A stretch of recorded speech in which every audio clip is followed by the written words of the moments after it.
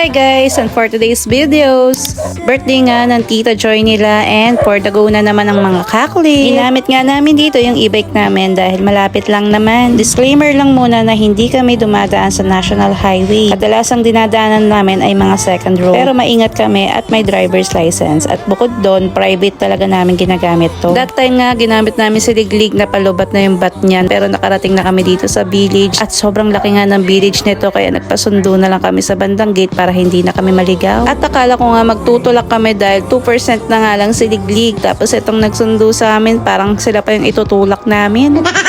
Akala ko nga't naubos na yung gas nila dito pero hindi naman pala. So yun, umandar ulit dahil tinutoyo din pala mga motor.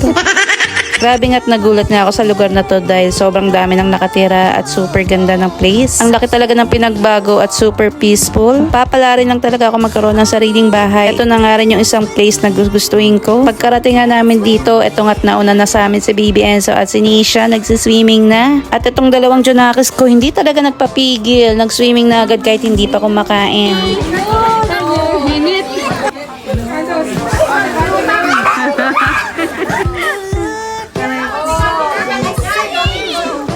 Ito nga pala si Tito Emil, padre de pamilya ng Tablisopam. Sila nga pala yung mga kamag-anak namin sa side ng asawa ko. Marami nga kami kapag talagang nagka-reunion at talagang sobrang saya kapag lahat magkakasama. Nakakatuwa nga both side ng mga kamag-anak namin ng asawa ko lahat goods. At ito pa nga yung nakakatuwa kapag bigla ang event talaga ay natutuloy. May bata nga dito, nag-sharo na ng Shanghai dahil nagutom na.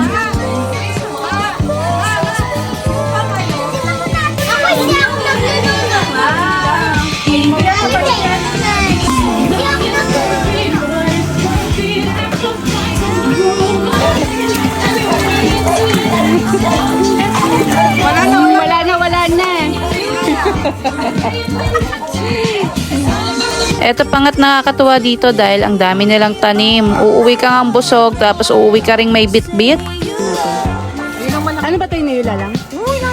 Aray ko, mamimitas kami.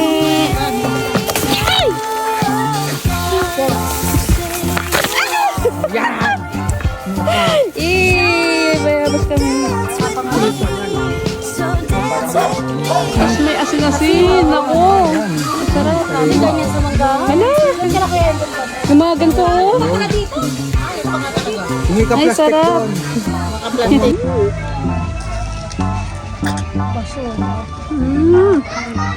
Asim.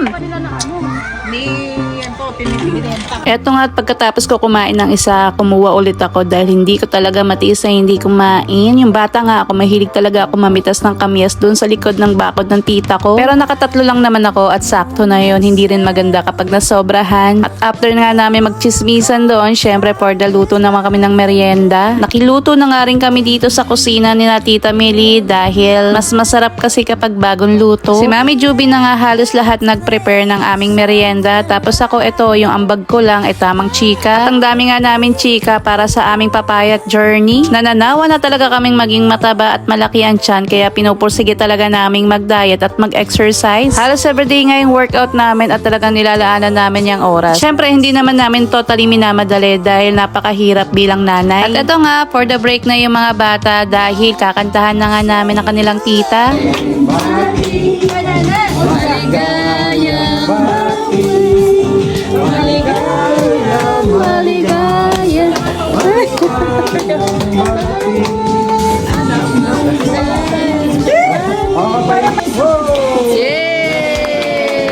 Bago nga kami kumain, syempre nagdasal muna kami kay Lord para magpasalamat sa lahat ng blessing at sa pagkakataong ito nagkasama-sama kaming family. At syempre ang birthday wish namin kay Ate Joy, sana more birthday to comes and be healthy. At kung ano yung nasa puso niya, i-guide siya ni Lord para mapagtagumpayan niya. At after nga namin kumain, lumabas muna kami para magpahangin. Grabe nga ang ganda dito, sobrang nakaka-fresh kasi ang dami talagang tanim, open area at napaka-fresh ng air. Nagustuhan nga ni Mami Juby tong damit ko kasi nakakaliit nga daw ng tiyan at ito bubudulin ko na rin kayo. So alam nyo na yung link na sa comment. At sabayin na rin natin ng napakagandang view. Ang ganda nga ng place na to dahil ang dami talagang tanim at talagang ang sarap ng hangin. At ito nga ang baby Enzo namin, very friendly kasi kahit kanino nakikipaglaro. Ito nga't kinuha na nga namin siya at nag-iiyak. Gusto pa maglaro pero yung mga bata hindi na nakakapaglaro dahil kinukuha niya yung ball. And by the way, ito nga palang XLT ni Tito Emil, binibenta niya nga pala to sa murang halaga. Siya nga lang ang owner nito at talagang alagang-alaga niya. At lalo na nga itong makina, good condition at talagang walang problema. At wala nga ring ibang nag-drive nito kundi siya nga lang. Sa tambutso nga nito, walang usok at mabango. At ang mga gulong nga nito, bagong palit lang din. Wala nga ring history to na binaha or anong accident. 20-seater na nga ito at super good condition. Pwede mo nga siyang pang negosyo at pang school service at pwede rin pang family outing. At kung interesado nga kayo, PM nyo lang ako para ma-assist ko kayo. At kung gusto nyo nga rin ng baby driver, meron kami dito kaso for training pa.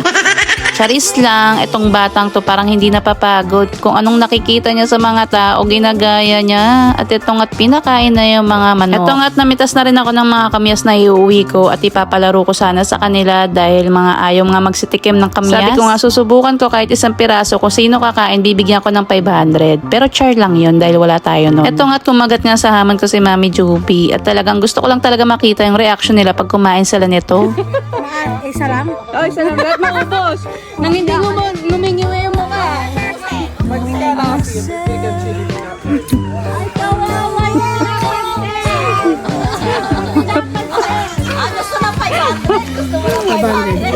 Joke lang. At ito nga't nagalukulit ako sa kanila pero ayaw na nila kasi wala naman talagang 500. Pero grabe na, miss talaga ako kay Mami Juby kasi hindi talaga nangasim yung mukha niya kahit sobrang asim nito. Tinaray ko na nga rin to sa asawa ko kahit niloko-loko ko pa, ayun nga, ayaw pa rin. Natatawa kasi ako sa mukha niya kapag mukhasim. Ito nga late na at mag-harvest pa kami ng lettuce. Suki nga sila Joy dito kaya highly recommended nila itong lettuce dito. Ang mura nga lang ng lettuce nila at napakasarap pa. Super healthy nga ng pagkakatanim nila dito dahil walang halong chemical. Ang ganda nga ng pagka-fresh at hindi nga lang lettuce yung tinitinda nila, meron pang iba. Dito nga kapag pumunta ka, pwedeng ikaw yung mag-harvest. Dito nga sila matatagpuan sa City of Greens Urban Hydro Farm sa loob lang ng Vista Verde, Mambog Tribaco or Cavite. Saktong-sakto nga to sa mga nagda-diet at sa mga may negosyo na samgyupsal kasi super fresh ng mga tinda nila. Ito po ang kailangan natin sa diet. Simulan mo na, girl. Nako po, nakakaya ang arte. Pero promise mga mi, sulit talaga yung mga lettuce nila dito. Ang lalaki at ang pe-fresh. At sa sobrang dami nga namin binili, dinagdagan na nga ni ate. Alam mo nung unang ano ko din, yung tatanim ko lang sa pagkakataon. Grabe tayo. Parang sarap kainin. Organic talaga siya, te. Hindi siya yung, hindi masabing organic siya kasi gumagamit ako ng ano eh. Pero pesticide free, yun ang masasabi. Ayan, maganda. Kasi yung nutrient na ginagamit. So yan, visit nga lang kayo dito sa page nila ate at siguradong i-assist nila kayo agad. Kilala niyo ba yan? Sino yan? Si Bear. Anong si Bear? Sino yan? Sino yan? Oh, 90s lang naka. Sino yan? Oh. Sino? Si Lolo Emil, si Bong Revilla, hindi si Coco Martin. Sabihin niyo, Saray. Oh, Bong Revilla! Bong Revilla pa rin, di pala Coco Martin eh. We're beautiful. Ay, gising na. We're going na. We're going home na. We're going home na. Sakay tayo. At ito nga, hinatid na sila ng XLT sa labas ng subdivision dahil mahirap nga mag-book ng Grab. And uuwi na nga yung mga person. So thank you po for watching. To God be all the glory. Bye!